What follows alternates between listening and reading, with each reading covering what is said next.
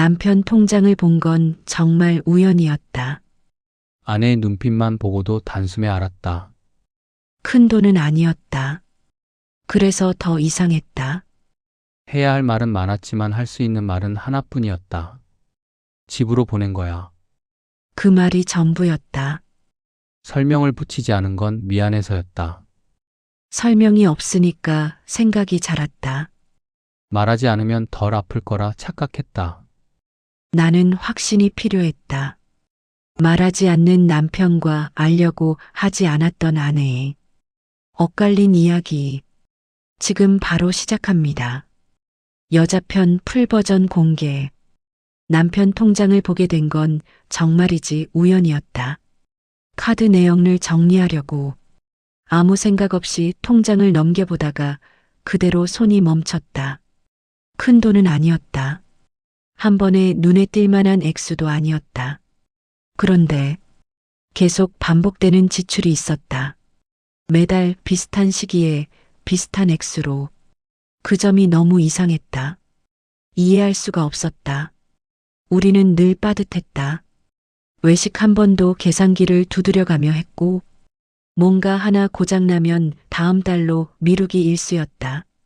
그 바람에 나는 늘 숨이 막히는 심정으로 살아왔는데 어떻게 이런 일이.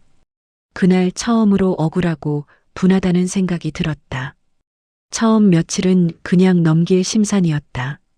괜히 내가 돈부터 들여다보는 사람처럼 보일까봐 걱정이 앞서서였다. 이제껏 다른 짓 한 번 하고 산 적 없는 남편에게 시시콜콜 캐묻는 사람이 되기 싫었다. 그런데도 마음은 계속 거기에 걸렸다. 그 마음이 깊어지던 어느 밤 나는 조심스럽게 물었다. 정말 아무 일도 아니라는 얼굴로. 그 순간 남편의 표정이 달라졌다. 시간이 그대로 멈추는 듯 했고 남편은 말을 고르듯 숨을 고른 뒤 짧게 답했다. 집에 좀 보냈어. 그게 전부였다. 나는 이유를 기다렸지만 남편은 아무것도 더 말해주지 않았다. 그날 이후 집안의 공기가 달라졌다. 남편은 전보다 더 말이 없어졌고 집에 있어도 늘 바쁜 사람처럼 굴었다. 전화는 항상 나 없는 데서 받았다. 내가 괜한 걸 물은 건가 싶은 생각이 들다가도 마음 한구석이 계속 불편했다. 그래서 확신이 필요했다. 며칠 뒤 나는 처음부터 화를 가득 안고 시댁이 아닌 친정으로 향했다. 1년이 넘도록 나랑 한마디 상의도 없이 시댁으로 꼬박꼬박 돈을 보내고 있었다니까. 엄마는 내가 기대한 반응을 보이지 않았다. 오히려 한참을 듣고 난 뒤 조용히 내 얼굴을 보았다. 그리고는 말을 이어나갔다. 그래서 아니, 그래서라니. 우리 살림 뻔히 다 알면서 어떻게 서윤 아빠가 나한테 그럴 수 있어? 그 돈 나도 받았어. 너도 다 알잖아. 내가 놀란 눈으로 엄마를 바라봤을 때 엄마는 말했다. 준 것만 떠올리지 말고 받은 것도 생각해 보라고. 그 말에 나는 바로 반박하지 못했다. 막내 동생 대학 등록금부터 친정집 전세 사기로 온 식구가 길바닥에 나앉게 생겼던 날, 말짱이 돌아가던 냉장고가 말썽이고 수도 배관 하나가 터져도 남편은 그때마다 말없이 왔다 말없이 해결하고 조용히 돌아갔다. 나는 그걸 도움이라 생각하지 않았다. 그냥 그 사람이 할 수 있는 일이니까 한 일이라고 여겼다. 집에 돌아오는 길 생각이 많아졌다. 그날 밤 전화가 울렸다. 시어머니였다. 목소리는 기억보다 훨씬 느렸고 말은 자주 끊겼다. 고맙다는 말이었다. 정신이 또렷한 날이 많지 않아서 그동안 고맙단 말 한마디가 그토록 어려웠단 말이었다. 그리고 당신은 잘 지낸다며 아무 걱정 말라고 조심스럽게 요양병원 이야기를 꺼냈다. 치매 진단, 병원 생활, 아들이 혼자 결정해 보낸 생활비. 그제야 모든 장면이 하나로 이어졌다. 다음 날 나는 어머니가 입원해 계신다는 병원으로 한달음에 달려갔다.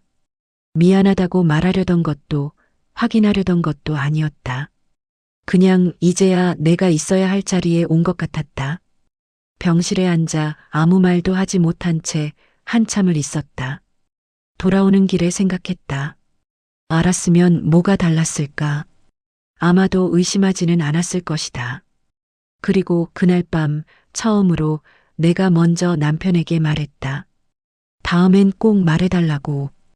이제 무거운 마음의 짐은 좀 나누어지자고. 그 말이 너무 늦었다는 걸 알면서도 그때 내가 할 수 있는 건 그것밖에는 없었다. 남자편 풀버전 공개. 어머니가 치매 진단을 받던 날을 나는 아직도 기억한다.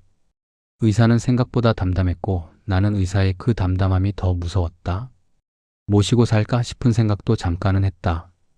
하지만 집을 떠올리면 그건 선택지가 아니었다. 사춘기 아들의 수험생 딸, 매일이 버거워 보이는 아내. 그 사이에 병든 노모까지 들여놓는 건 누구에게도 공평하지 않았다. 그래서 작지만 매달 생활비를 보내기 시작했다. 처음에는 아내에게 들키면 어쩌나 불안한 마음도 있었지만 그때는 그게 내가 할 수 있는 유일한 선택이었다. 돈은 통장에서 생각보다 훨씬 더 훅훅 빠져나갔다. 장모님 댁에도 더 자주 들렀다. 영원할 것만 같았던 어머니가 건강을 잃고 보니 그간 나는 얼마나 무심한 사위였던가 죄송스러운 마음이 컸기 때문이었다. 자랑할 일도 아니었고 굳이 말할 일도 아니었다. 아내에게 말하지 않은 건 집으로 생활비를 보내려니 괜히 미안했겠지. 오해를 살까 봐서였다. 그저 양쪽 집에 조금이라도 더 잘하려던 마음뿐이었다. 그러다 아내가 눈치챘다는 걸 직감했다. 통장을 본 눈빛은 숨길 수 없었다. 아내가 먼저 말을 꺼냈을 때 나는 고개만 끄덕였다. 말을 꺼내는 순간 더 많은 말을 해야 할 것 같아서 도대체 어디서부터 어떻게 설명해야 좋을지 몰라서 그게 그때 내가 할 수 있는 전부였다. 하지 않은 이유는 이해받기 위해서가 아니라 버티기 위해서였다는 걸 설명할 자신이 없었다. 머릿속에 해야 할 말들이 한꺼번에 떠올랐다. 병원 이야기, 치매 진단, 요양병원. 하지만 그 말을 꺼내는 순간 모든 게 한 번에 무너져 내릴 것 같았다. 그래서 가장 짧은 말만 골랐다. 집으로 보낸 거라고. 아내의 얼굴이 그 말에서 멈췄다. 더 묻지 않았지만 납득하지 못했다는 걸 나는 알았다. 그 표정은 질문을 삼킨 얼굴이었다. 나는 그걸 보고도 설명을 이어가지 않았다. 미안해서였다. 이야기하는 순간 아내가 나보다 먼저 무너질 것 같았다. 그래서 말을 덮었다.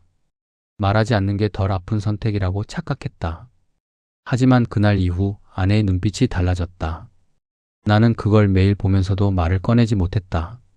아내가 병원에 다녀갔다는 건 나중에 알았다. 어머니가 요양보호사에게 그 얘기를 했다고 했다. 그 말을 들은 순간 가슴이 철렁 내려앉았다. 설명하지 않은 게 아내를 그 자리까지 혼자 밀어넣은 건 아닐까? 말하지 않음으로 상처를 피하려 했던 건데 결국 더 멀리 가게 만든 건 아닐까? 아내가 어떤 마음으로 그 병실에 앉아 있었을지 생각이 났다. 미안함은 줄어들지 않았다. 오히려 한 겹 더 쌓였다. 나는 한동안 집으로 들어가지 못했다. 문을 열고 들어가 아내의 얼굴을 마주하면 왈칵 눈물이 쏟아질 것 같아서 집 앞을 몇 바퀴나 돌았다. 미안함도 있었고 불안함도 있었다. 내가 말하지 않은 시간 동안 아내가 혼자 얼마나 많은 생각을 했을지 이제야 조금 알 것 같았다. 그날 밤 아내가 먼저 말했다. 다음엔 말해달라고. 그 말은 나를 다그치는 말이 아니었다. 원망도 아니었고 따져 묻는 말도 아니었다. 그냥 조용한 부탁 같았다. 나는 그제야 깨달았다. 상대에게 말을 하지 않는 건 배려가 아니라 그저 도망일 수도 있다는 걸. 우리는 여전히 완벽하지 않다. 그래도 이제 나는 안다. 말하지 않은 사람보다 알려고 하지 않았던 사람이 더 멀리 있었다는 것을.